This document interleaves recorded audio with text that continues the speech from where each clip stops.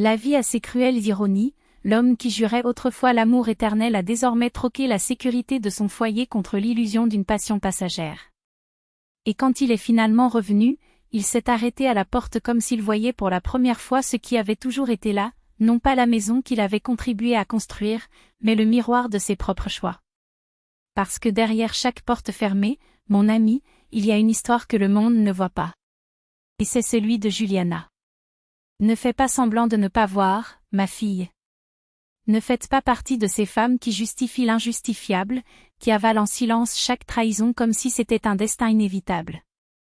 Sa mère la secoua par les bras, les yeux brûlants d'une fureur mêlée de douleur et de colère, mais Juliana se contenta de regarder par la fenêtre, où la pluie battait contre la vitre comme si elle voulait laver la honte qui coulait des murs de cette maison. Ce n'était pas de l'entêtement, c'était de l'épuisement. Parce que l'admettre à voix haute faisait plus mal que de se taire. Entendez-vous ce que je dis? Votre mari s'exhibe en ville avec cette fille, comme si vous n'existiez pas. Pourquoi tu ne fais rien? Laisse-moi lui parler, ça ne peut pas continuer comme ça. La voix de sa mère coupa l'air comme une lame, mais Juliana se contenta de soupirer, épuisée. Maman, s'il te plaît. Ne crie pas. Et ne vous impliquez pas. Je vais le découvrir. Loin. La mère rit amèrement. J'ai vu ça, vois, il t'humilie dans la rue, comble cette fille de fleurs et de cadeaux, et tu es là, avalant tout comme si c'était normal. Cela me rend malade. Alors ne regarde pas. Ce ne sont pas vos affaires. Comment ça ne va pas? Tu es ma fille.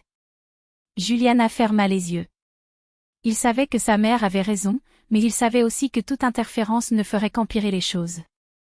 Valeriano n'était pas homme à accepter les conseils, encore moins ceux de sa belle-mère. Et s'il décidait, par fierté, de rester? Cette idée la glaça intérieurement. Non, elle ne pouvait pas passer une journée de plus avec lui après tout. La colère, le mépris, les nuits blanches à se demander où il était et avec qui. Non. Ce serait mieux s'il partait pour de bon. Sa mère est partie en claquant la porte, et Juliana était silencieusement reconnaissante de vivre dans une maison sans voisins curieux. Aucun témoin de leurs larmes silencieuses. Parce qu'elle le savait depuis des mois. Valeriano ne s'est pas caché. Au contraire, il semblait vouloir qu'elle le découvre, comme si chaque fleur offerte à l'autre était un couteau planté dans son orgueil. Qu'est-ce qui te manquait? Argent? Attention? Sexe? Non, la réponse fut plus cruelle, il voulait se sentir vivant, et avec elle, apparemment, il ne ressentait plus rien. Au début, elle avait essayé. Elle a changé de coiffure, acheté de nouveaux vêtements et même cuisiné ses plats préférés, comme si elle était le problème. Mais il comprend vite, il n'y a pas de compétition à gagner. L'autre n'était qu'une excuse. Le vrai problème était que Valeriano avait déjà mis fin à cette relation bien avant de faire ses valises. Et maintenant, alors que la pluie continuait de tomber, Juliana travaillait à la maison, tapant des rapports comme si de rien n'était. Jusqu'à ce qu'il apparaisse. 2 jours disparus, 2 nuits qu'elle avait passées à imaginer s'il riait avec son amant, s'il embrassait ses lèvres comme il avait autrefois embrassé les siennes. Et voilà qu'il entre, avec cet air de maître du monde, comme s'il avait encore quelque droit sur cet espace. Fonctionnement? Demanda-t-il d'un ton moqueur qui lui fit serrer les dents. Elle n'a pas répondu. Ce n'était pas nécessaire. Ses yeux disaient tout, il était là pour mettre fin à la mascarade.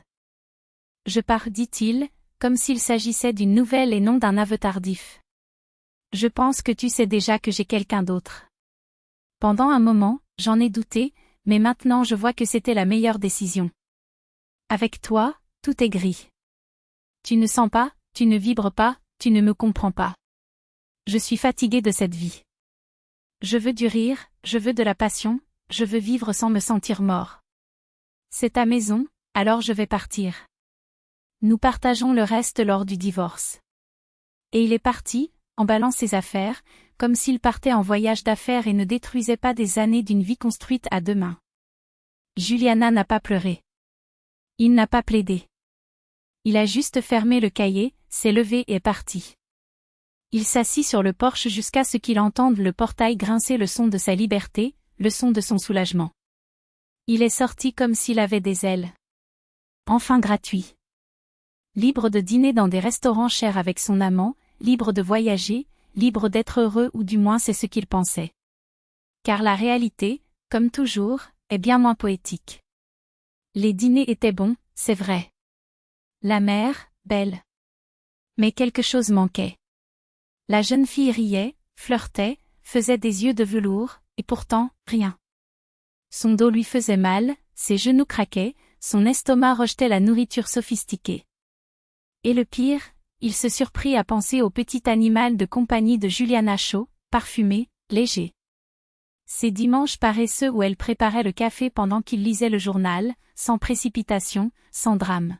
« Pourquoi es-tu allongée ?» se plaignit la maîtresse avec impatience. « Nous avions un programme. Tu as promis de ne pas me laisser tranquille. » Il bougea inconfortablement sur l'oreiller. Avant, Juliana s'occupait de tout, les médicaments, les repas, et même la température de la douche. Avec elle, la vie était prévisible mais confortable. Comme une paire de pantoufles usées. Et maintenant ? Il se sentait maintenant comme un vieil homme dans un corps inconscient, témoin de l'effondrement de son propre projet de bonheur. Parce que la liberté qu'il désirait tant avait un goût amer, se rendre compte, trop tard, que ce qu'il avait laissé derrière lui n'était pas une prison, mais un foyer. Et la maison, mon ami, ne peut pas être reconquise avec des fleurs ou des excuses vides de sens. La maison est construite ou perdue à jamais. Des idées sombres commencèrent à se nicher dans son esprit comme des corbeaux sur une branche sèche. Chaque fois qu'il comparait sa femme à son amant, une cruelle vérité le frappait, la jeunesse, avec son éclat éphémère, n'avait pas la densité du temps partagé. Et pire encore, il remarqua que ses yeux ne le regardaient plus comme avant. Il n'y avait plus d'admiration, pas même de curiosité, juste une froide résignation, comme quelqu'un qui observe un vieux meuble qui prend encore de la place, mais qui ne sert plus à rien. Pendant ce temps, ses yeux pétillaient alors qu'il suivait les pas des plus jeunes garçons, avec un intérêt qui confinait à la voracité. C'est alors que Valra décide d'agir avant qu'il ne soit trop tard. Avant, comme Julia, il s'était lui aussi retrouvé trahi, abandonné par un amant qui, au fond, ne l'avait utilisé que comme un pont vers quelque chose de mieux. Il fut le premier à partir. Il laissa un cadeau d'adieu, un geste vide de sens, comme toutes ses excuses et rentra chez lui. Ouvert ce qui n'était plus sa maison. Le porte-clés craqua dans ses mains lorsqu'il réalisa que la clé ne tournait pas. La porte ne céda qu'après des coups insistants, comme si le destin lui-même hésitait à le laisser entrer. Julia prit son temps pour l'ouvrir, tournant la clé avec une lenteur calculée, comme si elle savourait chaque seconde de puissance. « Sommes-nous ici pour discuter du divorce ?» demanda-t-elle en s'écartant pour le laisser passer. Valra s'avança, mais se figea sur le seuil de la cuisine, son cœur battant si fort qu'il faillit étouffer le bruit de l'eau qui coulait du robinet. Il était là, un jeune homme, aux cheveux encore humides de la douche, vêtu uniquement d'un short qui exposait des jambes musclées. Sur la table, les restes d'un petit déjeuner pour deux, de la chapelure, des tasses sales, un détail qui criait plus fort que n'importe quel mot, ce n'était pas un visiteur occasionnel. Valra attrapa Julia par le bras, la tirant avec une force à laquelle elle ne s'attendait pas. « Qui est ce type ? Que fait-il chez nous ?» Sa voix tremblait entre fureur et désespoir. Julia se libéra d'un mouvement sec, comme pour supprimer un inconvénient. « Quelle maison, Valra ? Tu as signé les papiers, tu te souviens ? Tu as tout abandonné, y compris le droit de poser des questions. » Elle recula en croisant les bras, tandis que le jeune homme dans la cuisine ne prenait même pas la peine de cacher son sourire.